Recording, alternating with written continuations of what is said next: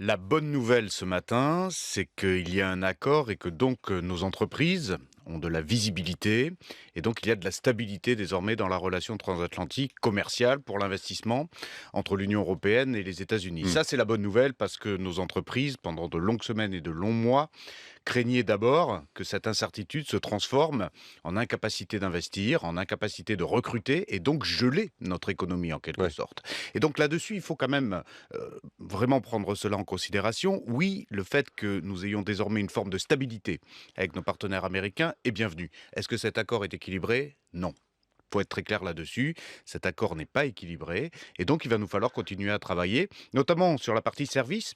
Finalement, cet accord concerne essentiellement les biens, les taxations sur les biens, sur les produits manufacturés. Et je crois qu'il y a beaucoup de travail à faire aussi sur un autre déséquilibre commercial que parfois Donald Trump oublie de citer, qui est celui des services et notamment des services numériques. Oui.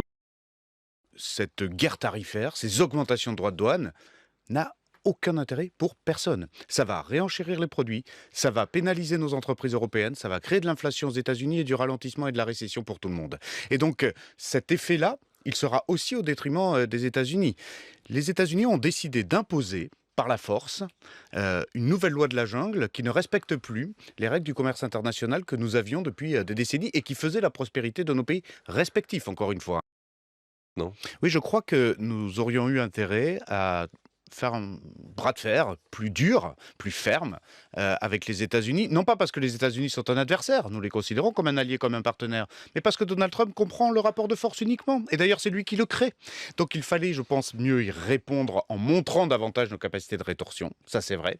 Et probablement que l'accord aurait pu être différent, mais je ne veux pas refaire le match. C'est pas ça qui m'intéresse aujourd'hui. Votre question est la bonne. Comment est-ce qu'aujourd'hui on peut être ensemble?